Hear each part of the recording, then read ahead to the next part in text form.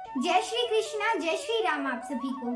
तो एक बहुत ही रोचक कहानी आती है कि ये कहानी इस बात पर है कि ये जो भगवत गीता है ये अर्जुन जी को सुनाने के लिए हुई या हनुमान जी महाराज को सुनाने के लिए भगवत गीता हुई।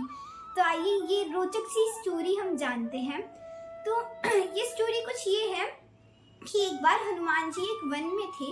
एक वन में एक पेड़ के पीछे बैठ के राम राम का जाप कर रहे थे। तो उस समय श्री कृष्ण जी अर्जुन जी से कहते हैं कि तुम जरा पुष्प लेके आओ। तो अर्जुन जी ऐसा करते हैं। अर्जुन जी वहां पे जाते हैं और वे जो पेड़ होते हैं उनसे पुष्प उतारने लगते हैं। तब हनुमान जी अचानक से उठ जाते हैं। वे कहते हैं अरे क्या हुआ? तो वो अर्जुन जी कहते हैं कि मैं पुष्प ले रहा हूँ। तो हनुमान जी कहते हैं कि अरे पुष्प ले रहे हो तो जरा पूछ के तो लो, बिना पूछे ले रहे हो। इतना धर्म का काम करने जा रहे हो, तुम भगवान को पुष्प चढ़ाने जा रहे हो और तुम एक चोरी से पुष्प ले रहे हो। तब अर्जुन जी कहते हैं कि चोरी से कहाँ लिया पुष्प? ये तो पुष्प है, मैं पुष्प ले रहा हूँ, इसमें चोरी कहाँ से हुई? तब हनुमान जी महाराज पूछते हैं तुम किसके लिए पुष्प ले रहे हो? कौन से भगवान जी के लिए पुष्प ले रहे हो? तब अर्जुन जी कहते हैं कि श्री कृष्ण के लिए ले रहा हूँ। तो हनुमान जी महाराज कहते हैं ठीक है ले लो तुम। हनुमान जी महाराज हंसने लगे। अर्जुन जी को बड़ा क्रोध आया कि हमारे भगवान के बारे में आप ऐसा बोलते हैं। तो अर्जुन जी ने कहा हनुमान जी से कि आपके राम जी ने तो वानरों से कार्य करवाया था। अगर राम जी चाहते तो वे एक बाण से पुल बना सकते थे, पर अर्जुन जी कहते हैं कि राम जी ने तो वानरों से पत्थरों के द्वारा पुल बनवाया। ऐसा क्यों किया राम जी ने? तब हनुमान जी महाराज कहते हैं ठीक है, उन्होंने ये कार्य इसलिए किया ताकि उनकी जितनी भी टीम है वो सब इन्वॉल्व हो सके। तो अर्जुन जी कहते हैं हम तुम्हारी बात नहीं मानेंगे। तब हनुमान जी महाराज कहते हैं कि अगर ऐसा ही है तो तुम बना दो पुल यहाँ पर इस समुद्र पर। तो वो कहते हैं ठीक है, हम एक बाण से पुल बना देंगे।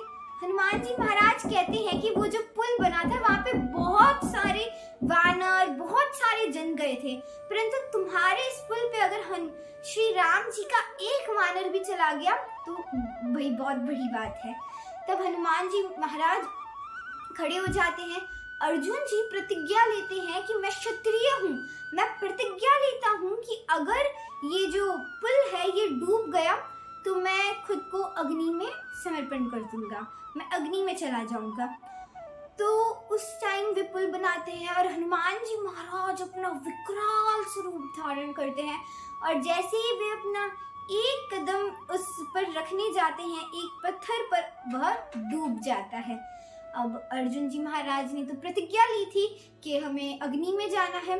तो हनुमान जी महाराज कहते हैं कि ऐसे सिर्फ इतनी सी बात के लिए आत्मदान मत करो तुम, ये बात सिर्फ हमारे बीच रहेगी, मैं किसी को नहीं बताऊंगा। अर्जुन जी कहते हैं ऐसा थोड़ी ना होता है, मैं क्षत्रिय हूँ, मैंने प्रतिज्ञा ली है तो मैं इस प्रतिज्ञा को पूरी करूंगा। तो वे आग जलाते हैं। अब हनुमान जी महाराज याद कर रहे हैं कि भगवान श्री कृष्ण आप आ जाइए, आप आ जाइए। तो श्री कृष्ण एक ऋषि के वेश में आते हैं और कहते हैं श्री कृष्ण करते करते वे आते हैं। वे कहते हैं अरे अग्नि क्यों जलाई है, यहाँ पे खाना बन रहा है क्या? तब अर्जुन जी महाराज कहते हैं कि नहीं, यहाँ पे तो खाना बनाने वाला ही जा रहा है, मैं आत्मदान कर रहा हूँ।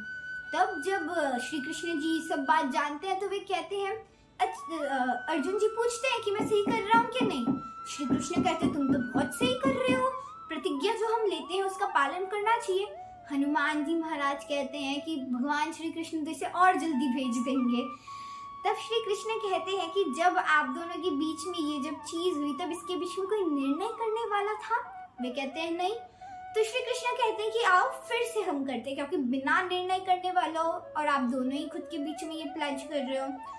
तब श्री कृष्ण खड़े होते हैं वहां पे ऋषि के वेश में।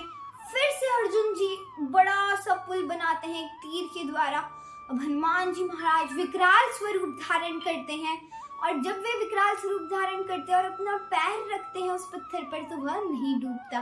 और जब जरा और नीचे देखते हैं तब पता चलता है कि वहां पर भगवान श्री कृष्ण स्वयं कच्छप के रूप में वहां पर आए हैं।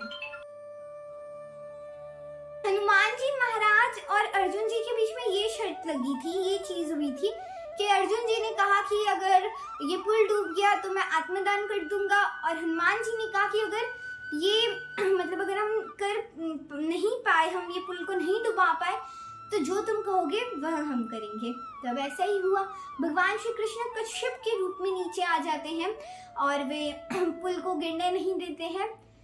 तब अर्जुन जी तो जीत गए। अर्जुन जी कहते हैं अब मैं अपने मन से मांगूंगा। तब श्री कृष्ण कहते हैं कि अभी नहीं मांगना है, थोड़े समय बाद, इन्हें अभी अच्छे से डिजर्व में रखो कि हम थोड़े समय बाद मांगेंगे। अब जब महाभारत का युद्ध शुरू होता है तब कहते हैं श्री कृष्ण कि अभी तुम जाओ और हनुमान जी को कहो कि यहाँ पर आए। तो अर्जुन जी कहते हैं कि प्रभु उनकी क्या जरूरत है, हम इतने बड़े धनुर्धर हैं। तब भगवान श्री कृष्ण कहते हैं कि अरे अर्जुन, तुम तो नर हो, त्रेता में स्वयं नारायण को हनुमान जी की आवश्यकता हुई। तब अर्जुन जी कहते हैं कि प्रभु हम चल जाएंगे, परंतु आपको भी चलना होगा क्योंकि वो जरा रिस्की है, तो आप हमारे साथ चलिए। तो हनुमान जी महाराज के पास आते हैं, वे कहते हैं कि युद्ध में आपको आना है। तब हनुमान जी महाराज कहते हैं मैं आ तो जाऊंगा पर मैं सत्संग के बिना नहीं रह सकता, मेरे को सत्संग चाहिए, मैं बिना सत्संग के नहीं रह सकता। तब हनुमान जी महाराज ऐसा कहने लगे तो श्री कृष्ण कहते हैं कि वहाँ युद्ध होगा या बैठ के सत्संग होगा? अगर सत्संग होता तो फिर युद्ध करने की जरूरत ही नहीं पड़ती, तो वहाँ सत्संग नहीं हो रहा है। तब हनुमान जी महाराज कहते हैं कि हम तो बिना सत्संग के नहीं आ सकते। तब कहते हैं कि भगवान श्री कृष्ण भगवत गीता सुनाते हैं और हनुमान जी महाराज वह जो उनका रथ था, उस रथ के ऊपर जो आप ध्वजा देखते हैं वो हनुमान जी महाराज है। और कहते हैं कि अर्जुन का तो बस बहाना था, अर्जुन का तो बस बहाना था, भगवान श्री कृष्ण ने गीता तो हनुमान जी को सुनाना था, यानी श्री हनुमान जी महाराज के लिए यह गीता हुई, ऐसा कहते हैं कई लोग। उसके बाद एक और छोटा सा प्रसंग आता है कि जब युद्ध हुआ तब जब अर्जुन अपना तीर चलाते तो कर्ण का जो रथ था वो 3-4 जो कदम है वो दूर चला जाता, और जब कर्ण चलाते तब अर्जुन जी का रथ तो एकदम जहाँ है वही रहता। तब अर्जुन जी कहते हैं श्री कृष्ण जी को कि नीचे देखो, नीचे उनका जो रथ है वो 3 कदम दूर जा रहा है और हमारा जो रथ है वो नहीं जा रहा, हमारा यही है, तो नीचे देखो। श्री कृष्ण कहते हैं नीचे नहीं ऊपर देखो, हमारे ऊपर कोई है, यानी हनुमान जी महाराज है, इसलिए ये रथ नहीं जा रहा है। यानी from this story we get a lesson that हमें हमेशा हमारे मन में ग्रैटिट्यूड की भावना रखनी चाहिए कि हम कितने भी आगे बढ़ जाए जीवन में, खुद की वजह से कभी नहीं बढ़ते, हमेशा स्वयं भगवान श्री कृष्ण की वजह से, भगवान श्री राम की वजह से ही हम आगे बढ़ते हैं। तो इसलिए हमेशा ग्रैटिट्यूड की भावना रखें। तो ये थी स्टोरी। तो बस अब हम मिलते हैं हमारे नेक्स्ट वीडियो में। So till then stay tuned और जय श्री कृष्णा, जय श्री राम आप सभी को।